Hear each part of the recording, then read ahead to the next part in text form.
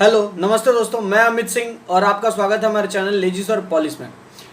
अभी हम कोविड-19 के लॉकडाउन 4 में जी रहे हैं और लगभग 85,000 लोग कोविड से संक्रमित हो चुके हैं और कई हजार लोग मर चुके हैं। और इस 50 दिनों के जद्दोजहद में कई माइग्रेंट लेबरर्स को बहुत कष्ट झेलना पड़ रहा है। आप बस उस मजदूर की बात सोचें जो मजदूर जिस दिन लॉकडाउन की घोषणा हुई थी उसके पहले दिन वो अपनी कमाई लेके आया था घर पे, या उस रात को वो कमा के अपने घर आया था और अचानक उसको सुनने को मिला कि अब लॉकडाउन हो गया है और वो अपने घर नहीं जा सकता। लगभग 40 दिनों के बाद 1 मई से श्रमिक ट्रेन चालू हुई।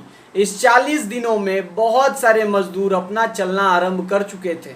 वो रुकना ही नाम नहीं ले रहे थे क्योंकि वो अभी कंफ्यूज थे कि वो करें क्या। उनकी भी कारण थी, उनको रेंट देना है, उनको खुद खाना है, जीवन व्यतीत करना है, परिवार है।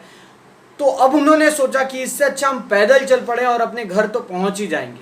और बहुत सारे मजदूर इस पैदल चलने की जर्नी में, जो कि आत्मनिर्भर बन चुके हैं ये भी मजदूर, इन्होंने सोचा कि ये पैदल अपने घर पहुंच जाएंगे, लेकिन कुछ तो पहुंच गए और कुछ ईश्वर के पास पहुंच गए। पिछले दिनों वो औरंगाबाद के इलाके में जो घटना हुई जिसमें मालगाड़ी ने लगभग 14 प्रवासी मजदूरों को ट्रेन से कुचल दिया, जहां वो सो रहे थे ऐसा कहा गया। अभी आज रात की बात है, औरैया नामक एक शहर में, ये उत्तर प्रदेश में, जहां पे 2 ट्रकों के टकराने से लगभग 24 मजदूरों की मौत हो गई। वो मजदूर राजस्थान से यूपी, बिहार और पश्चिम बंगाल जा रहे थे। वो मजदूर, यहाँ पे गौर करने की बात यह है और मजेदार बात यह है और व्यंग है ये अपने आप में इस समाज के ऊपर, कि कल एक एप्लीकेशन फाइल की गई थी और एप्लीकेशन लाया गया था सुप्रीम कोर्ट के सामने, जिसके जस्टिस जो हेड जज थे वो जस्टिस नागेश्वर राव थे। उनके सामने एक एप्लीकेशन लाया गया और एक अर्जी के साथ कि जितने भी प्रवासी मजदूर जिन राज्यों में भी गुजर रहे हैं, जिन राज्यों से भी गुजर रहे हैं, उनको वहां पे फूड, शेल्टर, ये सब दिया जाए, उनको पैसे दिए जाएं ताकि वो अपने घर जा सकें। और मजिस्ट्रेट को, मतलब हर इलाके के, हर जिले के मजिस्ट्रेट को ऐसा निर्देश दिया जाए कि वो उन मजदूरों के लिए फूड, शेल्टर, ये सब की व्यवस्था करें। लेकिन सुप्रीम कोर्ट ने कहा कि हमको कैसे पता चलेगा कि कौन कहाँ चल रहा है? हमको नहीं पता कि कौन कहाँ चल रहा है। ये जानना बहुत मुश्किल है।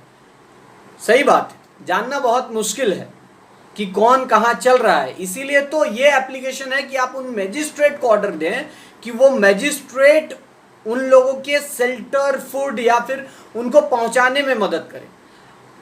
तो ऑपोजिट के एडवोकेट से पूछा गया, मतलब सेंट्रल गवर्नमेंट के एडवोकेट से पूछा गया, जो सॉलिसिटर जनरल है तुषार मेहता, उन्होंने कहा कि श्रमिक स्पेशल ट्रेन चल रही है और जो भी जाना चाहता है उसको अपने लिए इंतजार करना होगा, अपनी बारी के लिए इंतजार करना होगा। तो एक इंसान जो हैदराबाद से बिहार जाना चाहता है वो तो कब से चलना शुरू कर चुका है, आधी दूरी भी तो पार कर चुका है। अब वो किस नोडल ऑफिसर के पास जाएगा, कहाँ रजिस्ट्रेशन कराएगा और कैसे पहुंचेगा वो अपने घर, पता नहीं। इस बारे में कोई गाइडलाइंस नहीं है। और जो हमारे प्रधान सेवक हैं, जो हमारे प्रधानमंत्री हैं, गरीबों के नेता, वो जब आए 12 तारीख की रात को, तो उन्होंने एक शब्द भी नहीं कहा प्रवासी मजदूरों के बारे में। 35 मिनट तक बोलते रहे, वो 35 मिनट तक बोलते रहे। आत्मनिर्भर का पाठ इन मजदूरों को सिखा दिया और ये मजदूर भी काफ़ी आत्मनिर्भर बने और चल रहे हैं। इस आत्मनिर्भरता के कारण ही ये अपना आत्महत्या करने पे भी तुल गए हैं। और ये अगर आत्मनिर्भरता ये है तो आत्महत्या पता नहीं क्या। उन्होंने कहा कि 20 लाख करोड़ रुपए का पैकेज है। बहुत बढ़िया बात है, 20 लाख करोड़ रुपए का पैकेज है। जो हमारी फाइनेंस मिनिस्टर हैं उन्होंने कहा कि एक पैकेज होगा माइग्रेंट लेबरर्स के लिए, लेकिन कब? जब वो घर पहुंच जाएंगे तब। उनको पैसे कब मिलेंगे, उनकी सुविधाएं कब होंगी? जब वो घर पहुंच चुके होंगे तब। लेकिन आवश्यकता अभी है। अगर आप हर मजिस्ट्रेट को डायरेक्शन देंगे, हर पुलिस स्टेशन को डायरेक्शन देंगे कि वहां पे उस इलाके से जो भी मजदूर गुजर रहे हैं उनको बिठाओ या उनके जाने की व्यवस्था करो, उनके लिए नोडल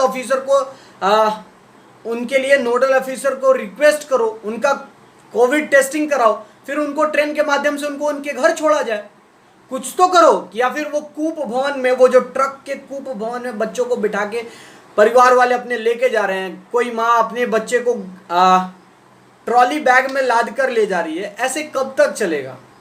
और क्या ऐसे मजदूरों के सपने दिखा रहे थे मोदी जी कि हम मजदूरों के नेता हैं? जब इलेक्शन आते हैं तो आपके 25-25 हेलीकॉप्टर एक साथ टपक पड़ते हैं जमीन पे, तो इनके लिए भी कुछ कीजिए।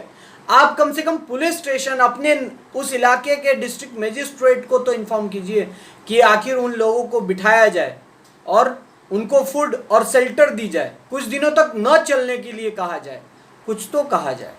लेकिन हमारे प्रधान सेवक ने 35 मिनट में एक बार भी ये नहीं सोचा, या एक बार भी इस बात की जरूरी ही नहीं समझी कि उनके बारे में भी हमें कुछ कहना है। लेकिन जब उनकी हत्या हो जाती है, जब उनका देहांत हो जाता है एक्सीडेंट में, तब मोदी जी जरूर आते हैं ट्विटर पे और एक पैराग्राफ छोड़ते हैं उनके कॉन्डोलेंस में। उनकी आत्मा को शांति मिले, उनके परिवार के साथ ये पहुंच जाते हैं ट्विटर के माध्यम से।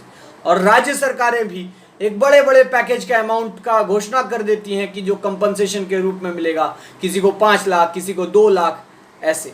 लेकिन इन पैसों की ज़रूरत तब है जब वो जिंदा हैं, मरने के बाद नहीं। धन्यवाद।